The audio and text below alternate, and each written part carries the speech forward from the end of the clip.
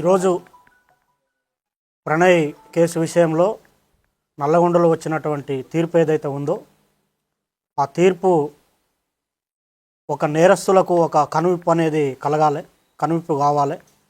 ఎందుకంటే మా బాబు ప్రణయ్ హత్య జరిగినప్పుడు ఇదే చివరి హత్య జరగాలని చెప్పి జస్టిస్ ఫర్ ప్రణయ్ అని చెప్పి చాలా మేము పోరాటం చేశాము.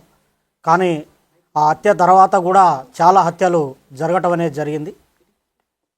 అయితే ఈ హత్య తర్వాత జరిగినటువంటి హత్యలు చేసిన వాళ్ళకి కానివ్వండి, కులాన్ని పట్టుకొని వేలాడే వాళ్లకు, కుల దురంకార హత్యలు చేసే వాళ్లకు, తర్వాత కన్న కూతుర్లను చంపుకునే వాళ్లకు, కన్న కొడుకులను చంపుకునే వాళ్లకు, అవతలి వ్యక్తులను చంపే వాళ్లకు కులం పేరుతోని ఈ యొక్క తీర్పు అనేది కనువిప్పు కావాలని నేను కోరుకుంటున్నాను. వాస్తవంగా ఈ ఇన్సిడెంట్ తర్వాత మీ అందరికీ తెలుసు, చాలా లాస్ అయిపోయాం మేము. ఇప్పుడు మాకు కొడుకు లేకుండా పోయాడు, అమృతకి భర్త లేకుండా, తర్వాత నా మనవనికి తండ్రి లేకుండా పోయాడు. తర్వాత మారుతిరావు ఆయన అమృత ఫాదర్ ఆయన కూడా సూసైడ్ చేసుకున్నాడు. తర్వాత ఈ ఇందులో ఉన్నటువంటి 7 మందికి ఆ సుభాష్ శర్మకి ఉరిశిక్ష, తర్వాత మిగతా 7గురికి 6 మందికి జీవిత ఖైదు విధించడం అనేది జరిగింది. వారి కుటుంబాలు కూడా బాధపడుతూ ఉంటాయి. కాబట్టి ఎవరైతే ఈ సుపారీలు తీసుకొని హత్యలు చేసే వాళ్ళకి ఇది ఒక కనువిప్పు కావాలి. ఏదన్నా ఉంటే మాట్లాడుకోవటం కానివ్వండి, సమస్య పరిష్కారానికి సామరస్యంగా చేసుకోవాలి తప్ప మేనేజ్ చేయొచ్చులే, వాళ్ళకి అంతో ఇంతో డబ్బులు ఇవ్వచ్చులే, మేనేజ్ చేయొచ్చులే అని చెప్పి చంపడం అనేది కరెక్ట్ కాదు.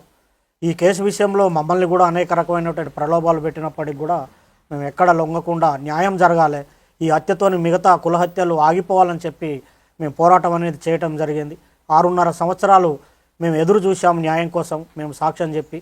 ఇందులో ముఖ్యమైనటువంటి పాత్ర పోషించినటువంటి అప్పటి డిఎస్పి శ్రీనివాస్ గారికి ప్రత్యేకమైన కృతజ్ఞతలు ఈ సందర్భంగా తెలియజేస్తూ ఉన్నాను.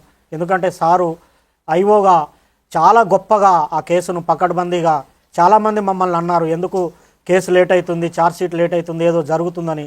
కానీ సార్ మీద మేము నమ్మకం పెట్టుకొని ఉండటం వల్ల లేట్ అయినప్పటికి కూడా ఒక పకడ్బందీ 200 పేజీల ఛార్జ్షీటు, దాదాపు 100 మంది సాక్షులను పెట్టి ఛార్జ్షీట్ వేసి గట్టిగా కేసును పకడ్బందీగా చేశారు. తర్వాత దానికి సహకరించినటువంటి ఎస్పీ రంగనాథ్ గారికి కూడా ఈ సందర్భంగా ప్రత్యేకమైన కృతజ్ఞతలు తెలియజేస్తూ ఉన్నాను. సార్ ఆధ్వర్యంలో మంచి టీము సుభాష్ శర్మను ఆ రోజు వెళ్ళి పట్టుకోవటము, తర్వాత నిందితులందరినీ పట్టుకోవటం విషయంలో కూడా సారు అనేకమైనటువంటి టెక్నిక్స్ ఉపయోగించి, టెక్నికల్ ఎవిడెన్స్ ఉపయోగించి తర్వాత ఈ సాక్ష్యాలను కూడా ప్రొడ్యూస్ చేయడం అనేది జరిగింది. అందులో ఇంకొకటి ముఖ్యమైన విషయం ఏంటంటే ఈ కేసుకు వాదించినటువంటి అడ్వకేటు దర్శనం నరసింహ గారు చాలా గొప్ప వ్యక్తి ఆయన. ఎందుకంటే ఆయనకు కూడా ఎలాంటి ప్రలోభాలకు లొంగకుండా ఒక న్యాయం అనేది జరగాలి, ఈ సొసైటీలో న్యాయం ఉండాలని చెప్పి ఆయన కూడా గట్టిగా ఎలాంటి ప్రలోభాలకు లోను కాకుండా ఆయన కూడా చివరి వరకు కూడా న్యాయం కోసం పోరాటం అనేది చేయటం జరిగింది. చివరికి ఈరోజు వచ్చినటువంటి తీర్పుతోని న్యాయం అనేది జరిగింది. వాస్తవంగా అందరూ మీకు సంతోషంగా ఉందంటారంటే సంతోషం కాదు, ఇది వాస్తవంగా ఏంటంటే నా బాధను ఎవరు తీర్చలేరు, నా కొడుకు లేని బాధ ఎవరు తీర్చలేరు. మేము ప్రతినిత్యం బాధపడుతూనే ఉన్నాం. ఎవరన్నా బయట బాబులు కనపడినప్పుడల్లా, మా బాని క్లాస్మేట్స్ కనిపించినప్పుడల్లా బాధ ఉంటుంది. కాబట్టి దయచేసి నేను చెప్పేది ఏంటంటే చంపుకోవటం అనేది కరెక్ట్ కాదు. ఇప్పుడు నా మనవడు ఉన్నాడు, మనవడిని కూడా నేను చూసుకోవాలి. మాకు ఎవరి మీద కోపాలు లేవు. మేము ఈ కేసు విషయంలో సాక్ష్యం చెప్పాము, మా బాధ్యత మేము నిర్వర్తించాం. కేవలం ఈ హత్యలు ఆగాలనే ఉద్దేశంతోనే చెప్పాము తప్ప వేరే మరొకటి కాదని ఈ సందర్భంగా నేను తెలియజేస్తున్నాను. న్యాయస్థానం కూడా కరెక్ట్ అయిన తీర్పిచ్చింది. ఈ సందర్భంగా చివరిగా నేను చెప్పేటి ఒకటే, న్యాయం అనేది ఉంటుంది.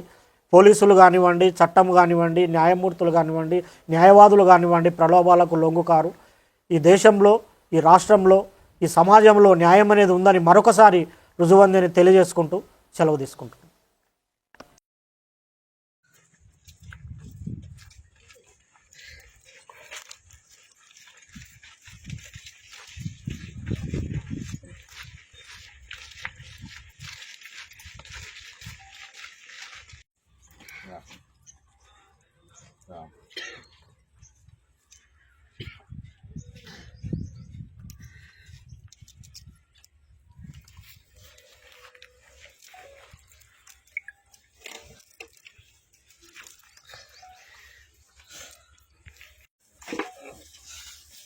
కింద పడి ఉంటుంది.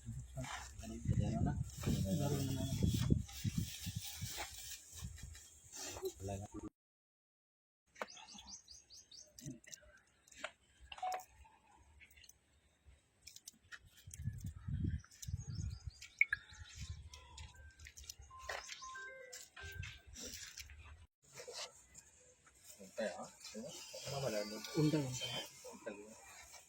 ఇవాళ పుల్ల ఉంది కాదు.